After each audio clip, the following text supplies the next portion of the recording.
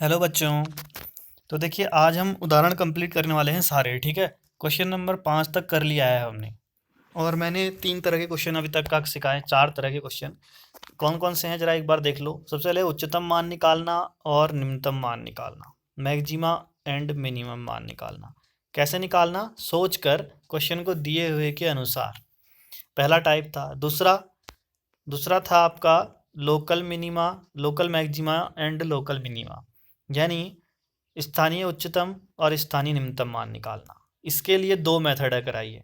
पहला कराया है प्रथम अवकलज परीक्षण, द्वितीय अवकलज परीक्षण, यानी फर्स्ट डेरिवेटिव टेस्ट और सेकंड डेरिवेटिव टेस्ट, यही मेन है। ठीक है।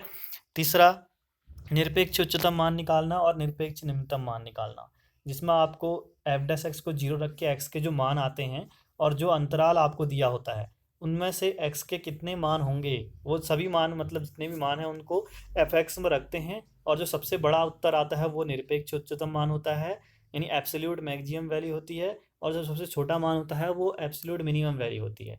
बस 3 ही तरह के क्वेश्चन हैं इसमें, लेकिन समझना आसान नहीं है। थोड़ा सा आपको बार बार इसको पढ़ना पड़ेगा। बहुत ही इंपॉर्टेंट एक्सरसाइज है 6.5। इससे ज़्यादा महत्वपूर्ण मेरे ख्याल से कुछ भी नहीं है फर्स्ट बुक में। ठीक है। अभी यहाँ भी आएंगे इसके क्वेश्चन, और कहाँ आएंगे, विविध प्रश्नावली में भी आएंगे। अब देखो आज जो आने वाले हैं ना, जो 6 नंबर का क्वेश्चन आता है वो करने वाले हैं।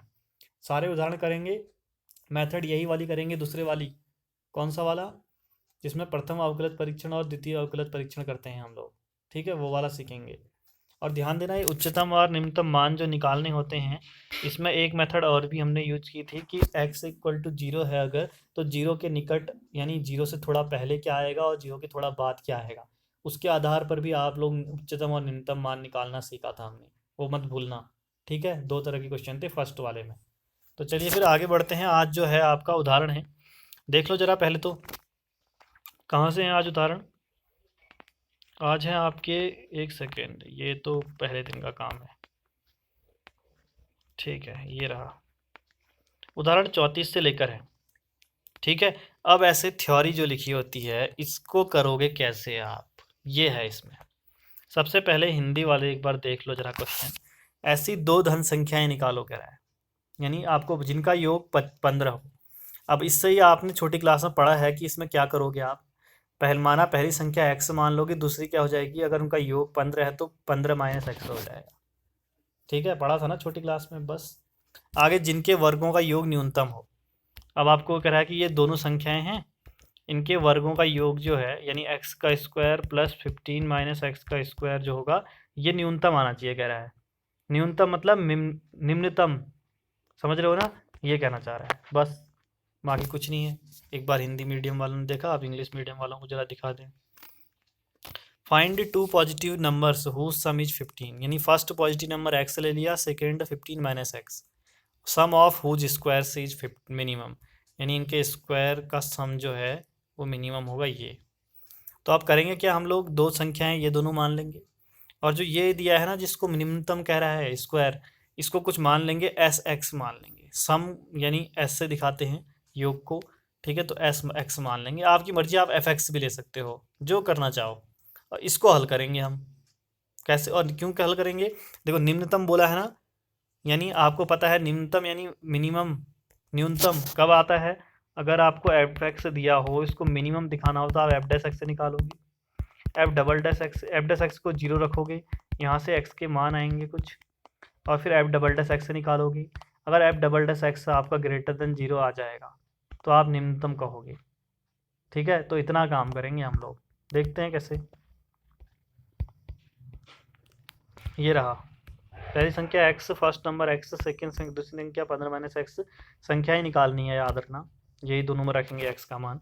ऐसा एक्स मान लिया है हमने वर्गों के योग को, इसको निम्नतम दिखाना है। और ये हमने x square plus 15 minus x square question में ही था, इसको हल किया तो एस एक्स आपका ऐसा आ गया, इतना तो आ जाएगा।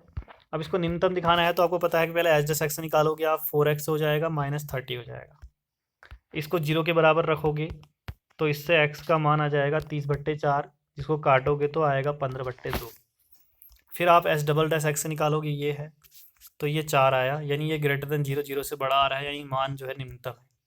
एक आंसर आ गया आपका कि निम्नतम होगा, ये तो पता चल गया। संख्याएं क्या है, 15/2 है, ठीक है। एक्स का मान आपको निकालनी क्या थी, संख्या है ना, तो यहाँ रख दोगे। माना पहली संख्या एक्स की जगह 15/2, दूसरी संख्या यहाँ पर 15 - 15/2, तो ये रखा हमने। पहली संख्या एक्स की जगह 15/2, दूसरी संख्या 15 - 15/2 आंसर। ये दोनों उत्तर आ गए। और लेकिन ये निम्नतम वाले को भी सिद्ध करना पड़ता है, ध्यान देना। तो का प्रयोग हुआ, सेकंड डेरिवेटिव टेस्ट आया समझ में। बस यही चीज़ है, सभी में यही करना है, कुछ भी अलग नहीं है। हाँ, 35वां क्वेश्चन उदाहरण पढ़ना पड़ेगा, बिना पढ़े नहीं हो पाएगा, क्योंकि आप देख ही रहे हो कि। चलिए पढ़ लेते हैं फिर। ये रहा, बिंदु 0, C से y = x² एक परवलय है, उसकी न्यूनतम दूरी निकालो। न्यूनतम दूरी यानी d से दिखाएंगे दूरी को, डिस्टेंस को न्यूनतम दिखाना है, इसको मिनिमम दिखाना है, d" निकालना पड़ेगा।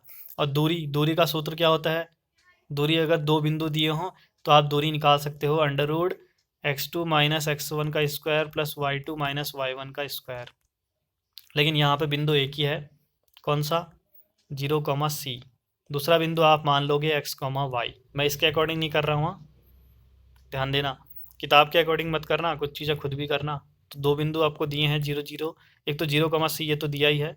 दूसरा इस परवलय में यानी हम x, y मान लेंगे कोई पॉइंट। और लास्ट में आपको यहाँ पे एक चीज़ और दी है, जो C जो है वो 0 से बड़ा है और 5 से छोटा है, तो इसका भी देखेंगे यूज होगा। तो आंसर ऐसा है, कुछ ऐसा यूज है नहीं खास। तो ज़रा देखते हैं फिर करके। अब इंग्लिश मीडियम वाले भी देख लो एक बार, क्वेश्चन को देखना ज़रूरी है, ठीक है। ये रहा, फाइंड द शॉर्टेस्ट डिस्टेंस, यानी डी निकालना है, जो क्या है, पॉइंट इससे लेके इस पैराबोला तक का है। पैराबोला का कोई पॉइंट है, हम x, y मान लेंगे, एक ये दिया ही है 0, C। तो इन दोनों के बीच की डिस्टेंस का फॉर्मूला हमें आता है, और उसके बेस पे हम इसको करके दिखाते हैं। आसान है, लेकिन आगे कुछ क्वेश्चन आएंगे जो काफ़ी आसान नहीं होंगे। ये है, तो हमने क्या लिया, और ध्यान रखना इसका भी यूज होगा कहीं ना कहीं। इसका तो हो रहा है, इसका भी हो रहा है दूरी का, तो इसका भी होगा, ठीक है।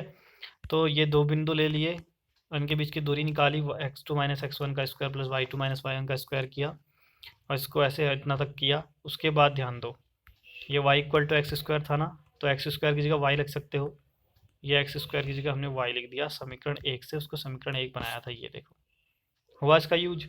अब ये पूरा का पूरा y का फलन हो गया, तो इसको dy लिख सकते हैं हम लोग। अब ये बन गया आपका बस फलन। अब आपको करना है, d' निकालोगे, ये √x है, √x का अवकलन 1/2 √x होता है, तो 1/2 रूट यही चीज़ लिख दी। फिर अंदर इसका भी अवकलन होगा, y का 1 होगा इधर, और इसमें y - 2 का स्क्वायर का 2 आगे आ जाएगा, घात एक कम हो जाएगी, और अंदर y - c का करोगे तो y का 1, c का 0, तो आगे कुछ लिखा नहीं है, ठीक है। इतना आया d'। अब d'(y) को आप 0 रखना पड़ता है, तो हमने इसको 0 रख दिया, ठीक है। 0 रखा तो क्या होगा, ये नीचे वाली चीज़ 0 में चली जाएगी, ऊपर वाली चीज़ = 0 रहेगा। फिर ये आपको निकालना क्या है, आपको y निकालना है, तो 1 इधर जाएगा माइनस का, और 2 फिर इसके अपॉन में चले जाएगा, तो y - c = ये आएगा, तो y = c इधर चले जाएगा प्लस में, लॉस वालोगे तो 2c हो जाएगा, और फिर इसको थोड़ा सीधा करके लिखा है, 2c को पहले 1 को बाद में, तो y का मान 2c - 1/2 आ गया है, ठीक है। अब आपको क्या दिखाना है, आपको d' ये दिया था, आपको निम्नतम भी तो दिखाना है डिस्टेंस, ठीक है। अभी तो y आया है, हाँ ध्यान देना, y नहीं निकालना है आपको, क्या निकालना है, d निकालना है, दूरी निकालनी है ना। तो यानी ये समीकरण 1 वाला निकालना है आपने, कहाँ गया जो क्वेश्चन में है, ये रहा, ये समीकरण 2 dy। अभी तो y निकला है, y वहाँ रखेंगे, बाद में रखेंगे, पहले आपसे कहा है कि मिनिमा दिखाओ, मिनिमम दिखाओ ना, न्यूनतम दिखाओ। तो आप d' ये दिया है, तो d"y निकालोगे। अब देखो मैंने किया है, अब मैं इतना दिखाने करने वाला हूँ नहीं, ये आपको आना चाहिए। क्या करोगे, भाग वाला पहले नीचे वाला, ऊपर वाले का अवकलन ये हुआ, फिर ऊपर वाला और नीचे वाले का अवकलन, ये पूरा हिस्सा हुआ है, बट्टे नीचे वाले का वर्ग, ठीक है। इतना आया,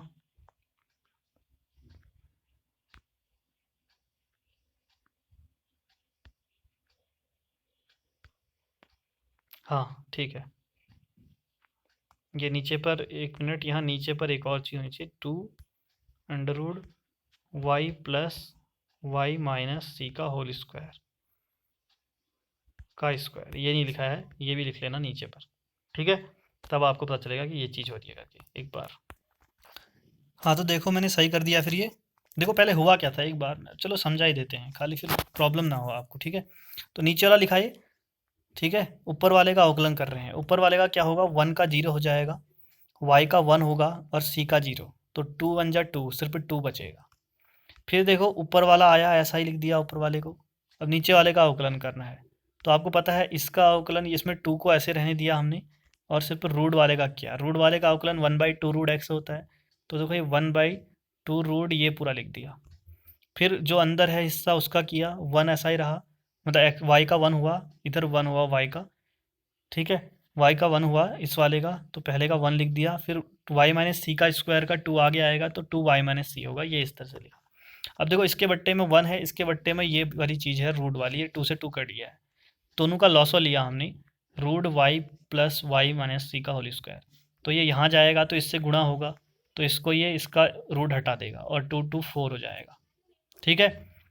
और आगे पर 1 प्लस 2 वाई प्लस, यहाँ भी 2 बार दिख रहा है, तो इसका स्क्वायर हो गया इतना। अब देखो यहाँ y की जगह पर ना जो मान निकाला था अभी आपने, ये लिखोगे 2c माइनस 1 का 1/2। तो जब ऐसे इसमें रखोगे यहाँ y की जगह, यहाँ भी हर जगह, तो ये जो पूरा सॉल्व करोगे ना, अब ये बहुत बड़ा सॉल्व होगा। तो ये मैंने करा नहीं है, आप भी नहीं करोगे, क्योंकि अगर रखोगे तो ये करने में रह जाओगे। अब ये बता रहा हूँ कि जब इसमें रखोगे तो एक ग्रेटर देन 0 आएगा, 0 से बड़ा आएगा, धनात्मक आएगा, तो यानी निम्नतम मान होगा। धनात्मक का मतलब निम्नतम होता है, तो ये मिनिमम आधा हिस्सा हो गया सिद्ध। अब y बराबर आप निकाल चुके हो 2c माइनस 1/2, तो कहाँ रखोगे, समीकरण 1 में। समीकरण 1 में, क्योंकि आपको 2 ही निकालनी, 2 में ये, तो इस 2 को लिख लेते हैं पहले। तो समीकरण 2 को लिख लिया ये। अब इसमें y की जगह 2c माइनस 1/2 रख दिया, जो आपने निकाला था यहाँ भी और यहाँ पर भी। फिर यहाँ लॉसवा लिया, तो 2c कट गया, 1/2 का स्क्वायर माइनस का स्क्वायर प्लस हो गया 1/4। फिर इन दोनों का भी लॉसवा लिया, तो ये हल करने पर आया 4c माइनस 1/4। नीचे वाला 4 तो बाहर आ जाएगा, 2 ऊपर वाले में अंडर रूट रहेगा, तो d बराबर आया अंडर रूट 4c माइनस 1/2। ये आपकी दूरी आ गई है, और इसमें कोई इकाई कुछ दिया नहीं है, तो चाहो तो इकाई लिख लो मात्रक में, या यूनिट लिख लो इंग्लिश वाले, ठीक है, इससे फ़र्क नहीं पड़ता। भाई ये है आंसर। अब इतना लंबा था, ऐसा नहीं है कि आपको सिर्फ दूरी निकालनी है, आपको इसको न्यूनतम भी दिखाना है, यानी मिनिमम भी दिखाना है। तो मिनिमम के लिए आपको डबल डैश करना पड़ रहा है। मेथड सेम है, हर जगह पे यही मेथड यूज होगी, कहीं भी कुछ अलग नहीं होगा, बस करते करते बहुत लंबा हो जाएगा। देख रहे हो कितना लंबा हुआ है। यही दूरी वाला क्वेश्चन एक और भी है, कौन सा है करके देख लें एक बार, लास्ट वाला उदाहरण। पहले मैं एक जैसे क्वेश्चन कराने की कोशिश करता हूँ, 41वां उदाहरण ये है। इसमें क्या कहा गया है, ज़रा एक बार समझ लो इसे। दोनों पहले हिंदी वालों का देख लें, ये रहा। इसमें क्या गया कि शत्रु का एक अपाचे हेलीकॉप्टर है जो इस वक्र पे चल रहा है, ठीक है, ऐसे चल रहा होगा ये वक्र, मतलब एक कुछ बनाएगा, ऐसे उड़ रहा है, ठीक है। और आगे बोल रहा है कि 3,7 एक बिंदु है इसमें, इससे एक सैनिक की स्थिति बतानी है। सैनिक के निर्देशांक x, y मान लेंगे दूरी, क्योंकि एक बिंदु ये है तो दूसरा बिंदु x, y मानना पड़ेगा। इन दोनों के बीच की दूरी निकालोगे, उसको न्यूनतम दिखाना है d, सेम है ना। और आगे कह रहा है गोली मारना चाहता है, न्यूनतम दूरी निकालो, वही तो है। तो यानी अब ज़रा एक बार इंग्लिश वाले भी पढ़ लें। कह रहा है कि Apache helicopter of enemies flying along the curve, इस कर्व में उड़ रहा है। कह रहा है वो एक सोल्जर है जो इस पॉइंट से उसको शूट करना चाहता है, दोनों के बीच की डिस्टेंस कितनी होगी। एक पॉइंट ये है, एक x, y लेंगे। अब करके ही देख लेते हैं फिर आखिर क्या कहना चाह रहा था, ठीक है, ये रहा। तो हमने लिख लिया जो जो काम का था, ये पॉइंट और ये निकालना है, हमें न्यूनतम दिखाना भी है। तो हमने x, y एक 3,7 लिया, डिस्टेंस निकाली, वही x2 माइनस x1 का स्क्वायर करा, y plus y2 minus y1 का स्क्वायर ये। फिर हमने क्या किया, देखो हमें पता है कि इस वक्र का यूज भी करना है जो दिया गया है y की जगह, तो ये y की जगह हमने रख दिया यहाँ एक्स स्क्वायर प्लस 7, माइनस था तो इसलिए दोनों जगह माइनस आ गया। उससे क्या हुआ कि कट गया, और देखो हल भी हो गया x⁴। अब ये पूरा x का है, तो हम इस यहाँ पे dx लिख सकते हैं। भाई इतना ही काम था। आप क्या करोगे, आपको पता है d डैश x निकालोगे, रूट x का 1/2 रूट x, फिर अंदर करोगे ये 2 आगे आएगा, और 3 माइनस x होगा, अंदर 3 का 0, x का 1, तो 0 माइनस 1 माइनस 1 हो जाएगा, प्लस इसका तो 4x³ हो गया। फिर आगे बढ़े तो इससे अंदर मल्टीप्लाई किया -2 से, तो ये आया, और नीचे तो यही है, ये समीकरण 2 होगी। इसको 0 रखा तो नीचे वाली चीज़ तो 0 में चली जाएगी, तो ऊपर वाली चीज़ बचेगी। इसको थोड़ा सही तरीके से लिखा है। अब इसको जब आप करोगे तो इसको आपको करना आता होगा, कक्षा 10 में आपने सीखा होगा, जब क्यूबिक क्वेश्चन होती है 3 पावर वाली, तो कैसे हल करते हैं, एक्स की जगह 1 रखते हैं, 2 रखते हैं, तो उससे करके हमने इसके गुणनखंड किए, एक ये हुआ, एक ये हुआ। ये पहले वाले को 0 रखा तो एक्स का मान 1 आया। यहाँ पर थोड़ा इंपॉर्टेंट है, हाँ ये करना सीखना। और ये चीज़ को 0 रखोगे तो इससे तो आपका इमेजनरी हिस्सा आएगा, यानी कोई आएगा नहीं ऐसा, ठीक है, हल नहीं कर पाओगे उसको। तो एक्स का मान 1 आ गया है। फिर आपने डी डस एक्स ये है तो आप डी डबल डैश एक्स निकालोगे, भाग का नियम लगाओगे। यहाँ मैंने किया नहीं है क्योंकि पिछले क्वेश्चन में करके दिखा चुका हूँ, करना है आपने।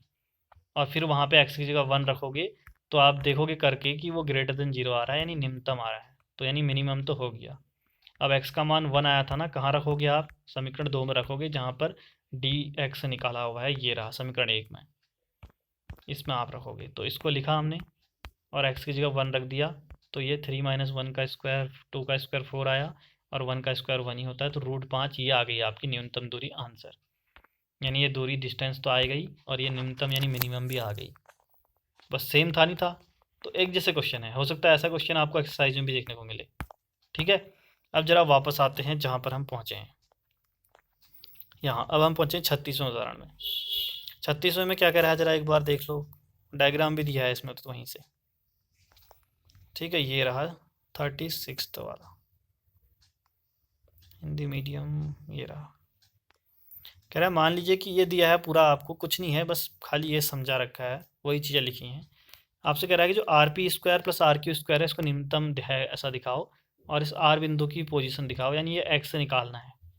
डायग्राम में यही दिख रहा है ना हमको, तो एक्स निकालना है कुल मिलाकर। और आपको कह रहा है R P square plus are Q square न्यूनतम हो, तो ये डायग्राम बनाया है मैंने, और ये जो चीज़ें दी हैं ये डायग्राम में दिखी रही हैं, लिखा भी है। तो बस इंग्लिश हिंदी मीडियम को इसको कुछ देखने की ज़रूरत नहीं है इस क्वेश्चन में, बस मिनिमम दिखाना है आपको R P square plus are Q square वाले हिस्से को। तो देखते हैं कैसे होता है, ये रहा। तो R P square plus are Q square वाले को मैं कुछ मान लूँगा, जैसे मैंने एस एक्स मान लिया क्योंकि ये दूरी है तो डिस्टेंस को एस से दिखाते हैं दूरी को, तो इसलिए ठीक है। आप चाहो तो एफ एक्स मान सकते हो। तो s p square plus s q मतलब r P square plus are Q square को ये मान लिया, इसको आपने एक तो न्यूनतम दिखाना है और एक्स की वैल्यू निकालनी है। अब आर पी स्क्वायर क्या आएगा, ये आर पी है, पाइथागोरस आप जानते हो आर पी क्या होता है। आर पी अगर आप निकालोगे तो इसका स्क्वायर इक्वल टू इसका स्क्वायर प्लस इसका स्क्वायर होता है, और अंडर रूट में आता है, फिर आर पी निकालोगे तो इसको आर पी की जगह हम अंडर रूट इसका स्क्वायर 16 का स्क्वायर प्लस एक्स स्क्वायर लिख सकते हैं, और बाहर से वर्ग लगा ही दिया है एक, ठीक है। ऐसे आर क्यू स्क्वायर में क्या होगा, ये है आर क्यू, 22 का स्क्वायर प्लस 20 - एक्स का स्क्वायर होगा, ये अंडर रूट के अंदर बाहर स्क्वायर लगाया है, बाद में स्क्वायर और ये हट जाएंगे यहाँ पर, ये ठीक है हट गए हैं।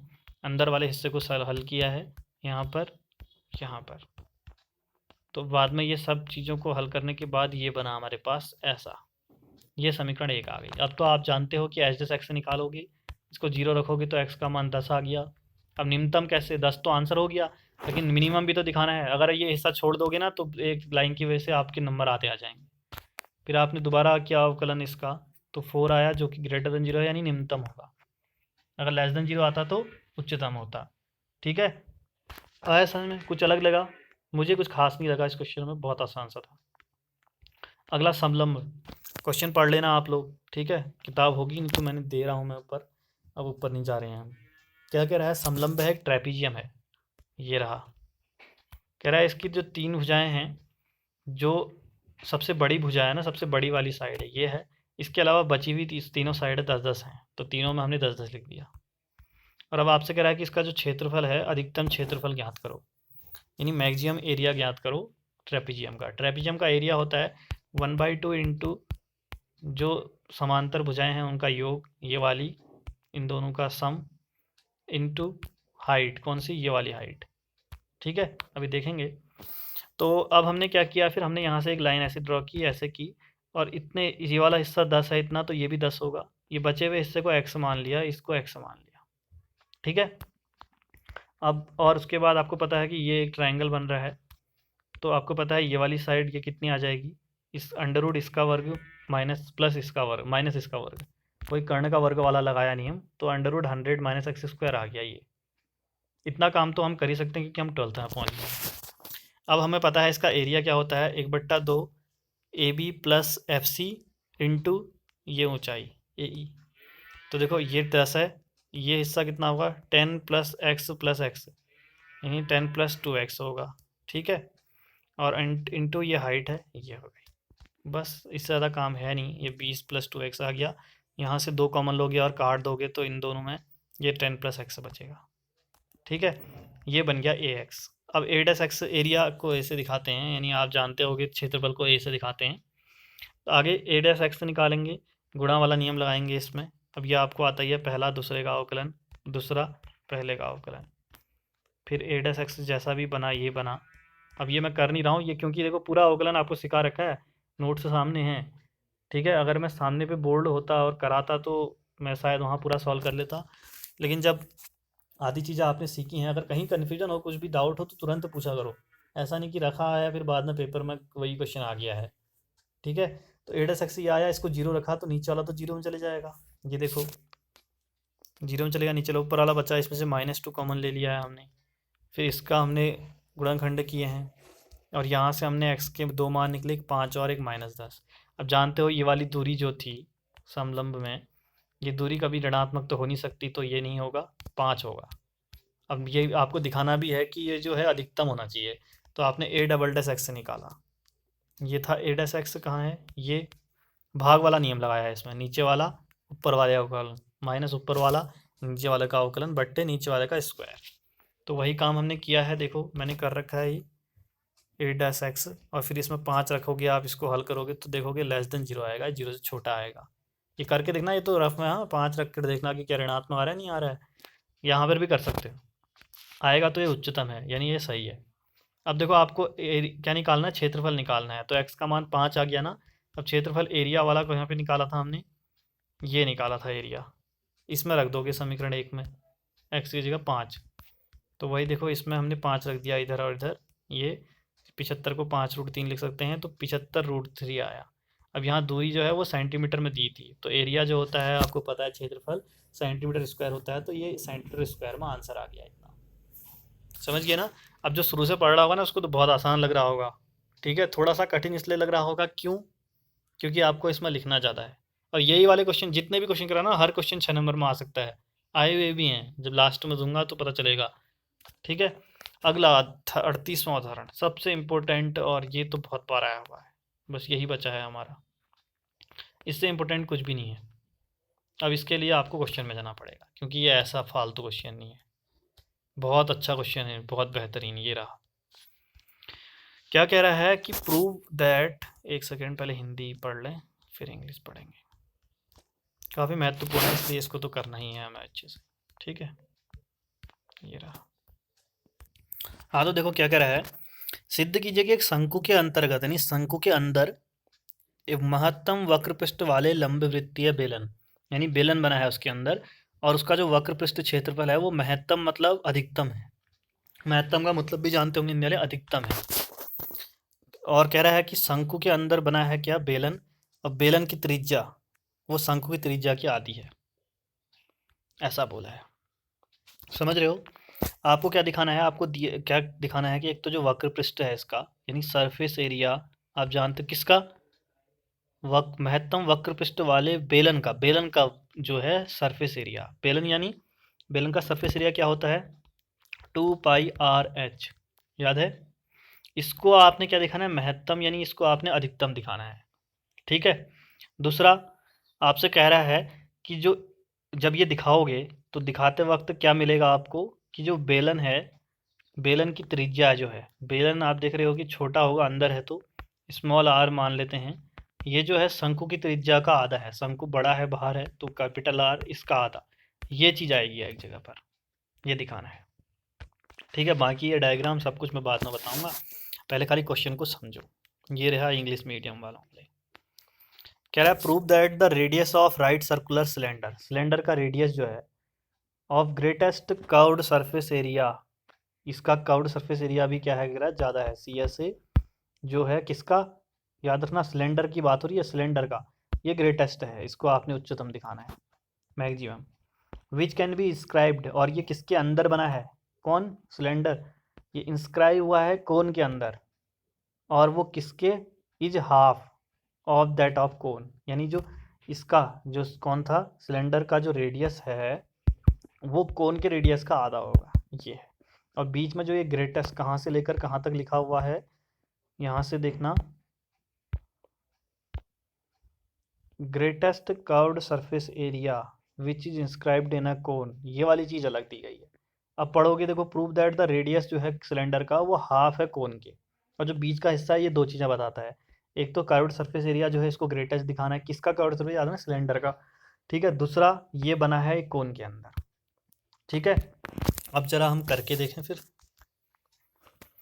करके देखते हैं जरा क्या कहना चाह रहा है।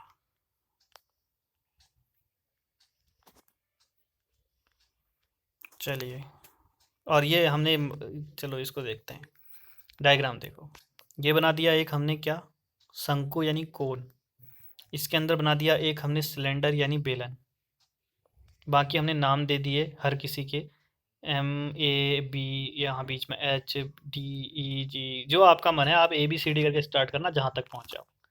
और ये छोटा वाला जो है इसका हमने रेडियस आर मान लिया, बड़े वाले का हमने आर मान लिया, कैपिटल आर। यानी जो ये शंकु है, यानी जो ये आपका कोन है, इसका तो कैपिटल आर मान लिया। और जो इसके अंदर बना हुआ ये छोटा सा क्या है, बेलन यानी सिलेंडर, इसका स्मॉल आर मान लिया। और ऊंचाई हाइट जो है शंकु की एच मान ली। और जो इसकी है, इसकी हाइट ये वाली होगी ना अंदर, इसको हम निकालेंगे। कैसे निकालेंगे, हम निकालेंगे इसको दो त्रिभुजों की समरूपता से, यानी similarity of two triangle. Class 10th में आपने पढ़ा था। कौन कौन से ट्राइंगल ले रहे हैं, ध्यान देना। एक बड़ा ले रहे हैं MGC, ये है। एक छोटा ले रहे हैं BPC, ये वाला। कौन से दो ट्राइंगल, एक तो MGC और एक BPC, एक जैसे दिख रहे हैं ना, MGC BPC, दोनों क्या हैं, समरूप हैं यानी सिमिलर हैं। तो क्या होगा, इसकी लंबी भुजा MG बट्टे BP बराबर बड़ी वाली GC बट्टे PC। देखो, ये बड़ी हाइट और बड़ी हाइट दोनों को बट्टे में लिख लिया ये। अब इस साइड बड़े वाले ट्राइंगल में क्या है, GC है, छोटे वाले ट्राइंगल में क्या है, PC है। तो GC बट्टे PC। अब तो समझ में आ गया ना। अब MG की जगह तो हमने H रख दिया। उसके बाद ये BP जो है, BP को हमें पता ही नहीं है BP क्या है, ये निकालना है हमें। ठीक है, और फिर नीचे ये कैपिटल R है बड़ा वाला, और छोटा वाला PC क्या होगा। देखो, ये R है, ये स्मॉल r है, तो ये PC क्या होगा, कैपिटल R में से माइनस स्मॉल r। तो PC की जगह क्या जाएगा, capital R minus small r। बाकी इनकी जगह रख दिया। BP निकालना था तो BP को इधर ले गए, बाकी इसको नीचे इसको ऊपर लाए, तो आया क्या, एच आर माइनस आर बट्टे आर। ये आ गया समीकरण एक। ये जरूरत पड़ेगी हमें, इस सिलेंडर की ऊंचाई है ये। ठीक है, अब देखो, यानी बेलन की आपको निकालना था, बेलन का वक्र पृष्ठ को दिखाना है महत्तम। तो बेलन का वक्र पृष्ठ यानी CSA ऑफ सिलेंडर होता है 2πRH। H की जगह BP रख लेंगे। क्यों, क्योंकि आपको पता है BP क्या है, यही तो है इसकी ऊंचाई। ठीक है, फिर BP की जगह आपने फिर वैल्यू रख दी यहाँ पर से, जो अभी निकाला था ये रख दिया। और फिर आपने क्या किया कि आपको पता है ये पूरा आर की, स्मॉल आर के लिए चल रहा है। हाँ, देखो, बेलन जो है ना, सिलेंडर के लिए जो त्रिज्या है यानी रेडियस है वो स्मॉल आर है, तो हम कैपिटल आर को कुछ नहीं समझेंगे, वो साइड रहेगा। और कैपिटल स्मॉल एच भी साइड रहेगा, क्योंकि वो बड़े के लिए है, छोटे के लिए सिर्फ स्मॉल आर है, और स्मॉल आर के उसमें काम करना है हमने।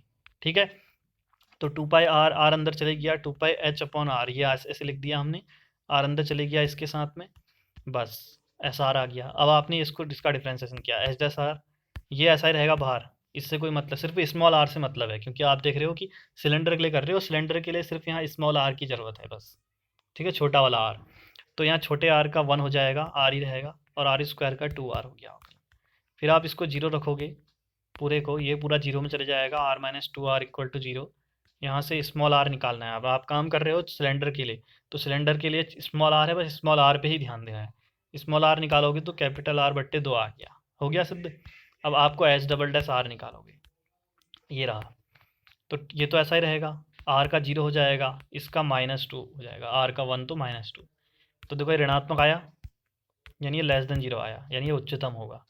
बस सिद्ध हो गया, इतना सा काम था। देखो, ये निकालना था, और ये एक मैक्सिमम। बाकी ये चीज़ें मैंने आपको समझा दी हैं कि आपको बड़े वाले के लिए तो कैपिटल स्मॉल एच ले लिया, और स्मॉल आर कैपिटल आर, और छोटे के लिए स्मॉल आर। बस यहाँ पर एक ये सिमिलरिटी वाली चीज़ जो लगा रखी है, ये मत भूलना। इससे क्या निकला, सिलेंडर की ऊंचाई निकली। जिसकी ज़रूरत हमें फॉर्मूले में है। और फिर आपने ये काम शुरू किया, जब आप कर रहे हो तो आप बेलन की बात कर रहे हो इन सिलेंडर की, तो सिलेंडर के लिए स्मॉल आर है तो आर के ही रिस्पेक्ट में आप अवकलन करोगे।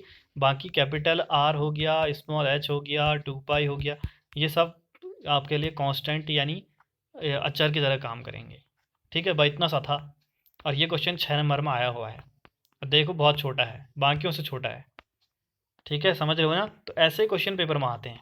अब जरा देखोगे तो, और ये अगला मैंने करा दिया है, अभी कराया था। तो यहाँ तक उदाहरण हो चुके हैं। आज के हर एक क्वेश्चन 6 नंबर में आया हुआ है।